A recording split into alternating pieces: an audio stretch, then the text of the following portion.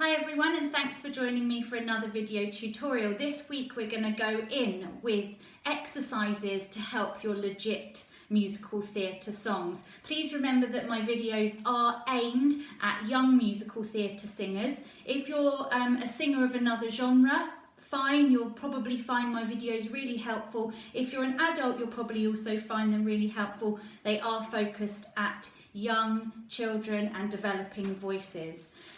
So, a couple of things first of all. When we use the term legit in musical theatre, it's not a term that I personally am massively favourable of, but it's a term that is used commonly. And so generally we're assuming a classic theatre position or style of voicing. What I'd really like you to think primarily is that you mustn't imitate other singers' voices. You have your own unique, beautiful sound, and that's what casting directors and directors want to hear. They don't want to hear something that someone else has done before you. So be confident to make your own sound. And also, don't be afraid when you're making sounds for the first time or when you're developing this style of singing, it's not always going to sound excellent. And so today, just to remind you, the exercises I'm going to take you through might sound a little bit horrendous, but they're going to get you to that desirable sound. Legit musical theatre isn't exclusive to old musical theatre. Please remember, Jason Robert Brown wrote a beautiful music called Bridges Over Madison County. There are countless other shows that use legit musical theatre singing style, and it's not just exclusive to old songs. So let's think of the most common musical theatre song that we probably all know, especially if you're female, As Long As He Needs Me. And that's quite a nice legit placement. Bringing it maybe slightly older than that, you've got Carousel and Oklahoma, so When You Walk Through a Storm, those kind of songs. For the lads, Oh What a Beautiful Morning, those kind of songs. I'm going really obvious choices so that you can really identify with them. But then if we come slightly more recent to what I call mid-contemporary, Midnight, not a sound from the pavement. And there's countless other songs where we're going to use that legit quality. Find where to start. Count your 5 to 1 or count 1 to 10. 1, 2, 3, 4, 5, 6, 7, 8, 9, 10. That's kind of your average pitch. And then I might start a third below that, so that would be my starting point. Obviously, if you're younger girls, you'll be a bit higher. Younger boys, you'll be a bit higher than where I am there. Older boys, you might be a bit lower than I am there, and indeed girls, you may be lower than me if you've got a lower middle pitch, speaking pitch to me. So how should we train? Well, the golden exercise is a siren. So your NG, tip of the tongue behind your bottom teeth, really lightly, no tension in your tongue. And then move that into sirens coming down on a vowel perhaps. So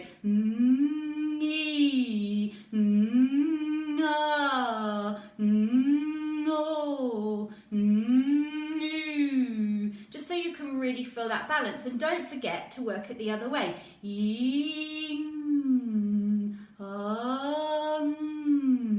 And as in with all the videos that I do, it's about experimentation. So run those and don't always do the same. That was on a fifth, that means 5 notes.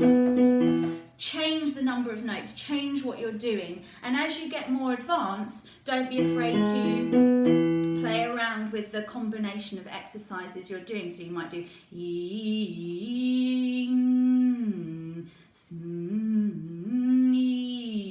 for example. We've done our sirens, we've opened up the vowels.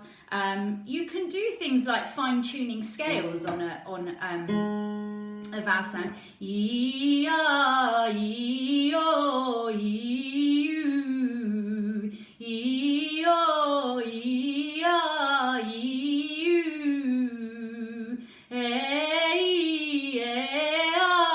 e-oh. And I'm just making those up. Obviously, vowels A, E, I, O, U, you know what those are. You can play around with those, and you'll be able to hear where you come slightly out of that quality. And then you maybe go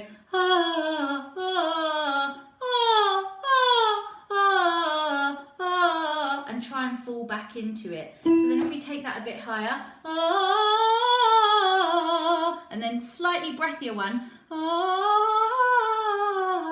you can hear that the sound weakens a little bit. So then I recommend you just do some puppy sirens.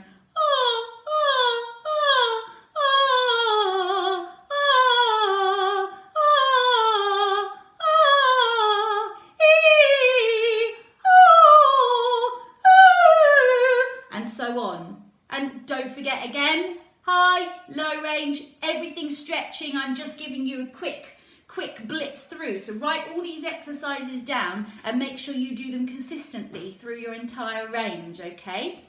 Really, if you get to a point in a song, that's where I like to work. I like to work with your material. Back to our as long as he needs me.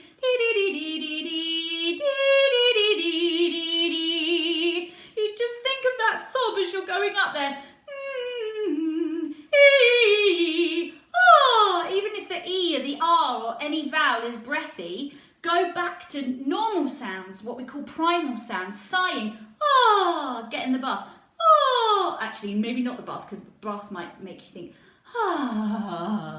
okay, but actually comparing the breathy to the non-breathy might be useful. That's what I call negative practice, but I won't go down that road today. Hey, you know, maybe think of crying and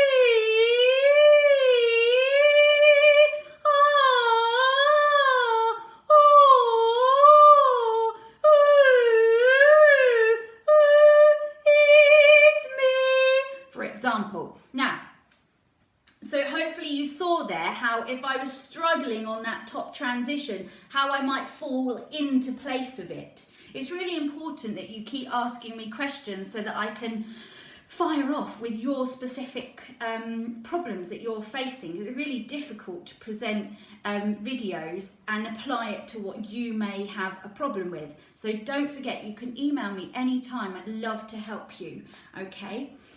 Just check when you're doing these exercises that you're tension free, okay? Go back to my breathing posture alignment kind of videos and make sure, I'm going to do one on tongue soon, but don't overthink the tongue correction. But obviously you want to make sure that everything's free, there's no tension, and I don't want you to get fixated on a specific tension, but your sound should always be free, okay? So go back to my alignment one. I hope that's helped you a little bit. As with every video, it's dependent on you asking questions to delve deeper and explore more. So recap, let's do sirens, let's do vowels, let's do messing around and playing with our voices, loads of whining, yeah, yo, yee. Extend those normal primal sounds into vowel singing. So yeah, yeah.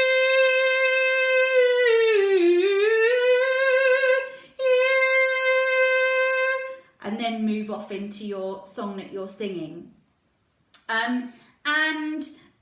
You know, go back to, can you make that clear sound? So using bubbles and with a straw, you know, getting those SOVT exercises in. You know, v, I love working with the v. If you've got breathy tone, try that.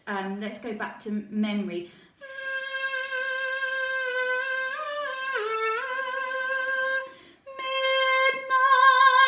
Try and match the same pressure and airflow that you're using. It's not a f, it's a v, a really strong v. Focus on that v. Not a and just focus, get the sound out of your head, focus on that, and it'll help you get that clear sound. I also, when I'm working on legit quality, I try and ignore that word that I like to ignore anyway, but vibrato.